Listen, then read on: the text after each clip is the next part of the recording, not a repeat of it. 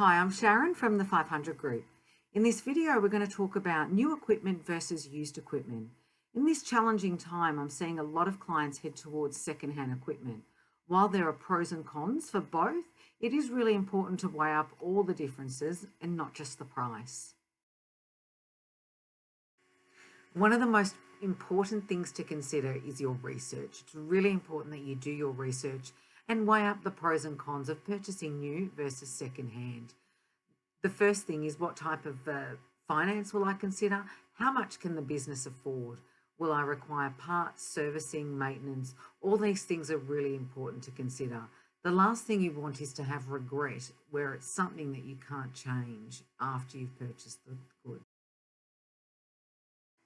If you can afford it, there are many benefits that come from purchasing new equipment because it's the latest productivity gains that are likely to be the highest.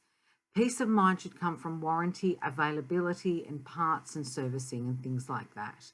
Importantly, if it does need to be financed, interest costs are likely to be lower versus the second hand and should be able to finance it over a longer term.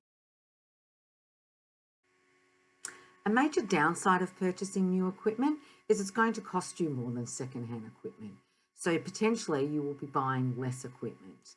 Depending on the type of equipment that you do purchase, it may depreciate quickly in the first couple of years. So if you do need to sell it, you may take a hit on the equipment.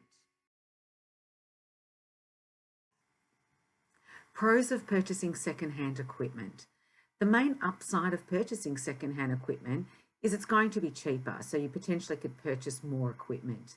Even if you take into account servicing and repair costs, it will still be a lower outlay than if you were to purchase new.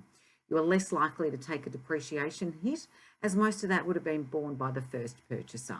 And if you do buy from a reputable supplier, you may be able to purchase goods that still have a warranty.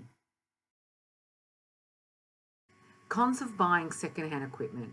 While second-hand equipment might be cheaper, it's not without its downside.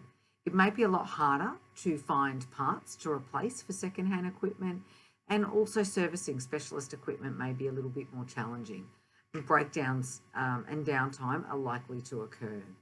Whilst there are financiers that specialise in second-hand equipment, interest rates may also be a lot higher.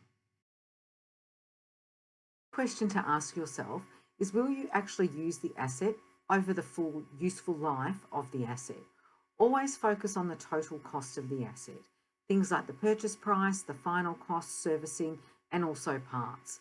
Which option will give you the best productivity and the best gains over second-hand versus new? Finally, consider which option is going to be best from a cash flow perspective. If you do want to learn more about the pros and cons of new equipment versus second-hand equipment, feel free to reach out. I've also put a couple of links below, one with an article and the other with a free handbook, which will give you some useful tools and features and benefits of purchasing equipment finance.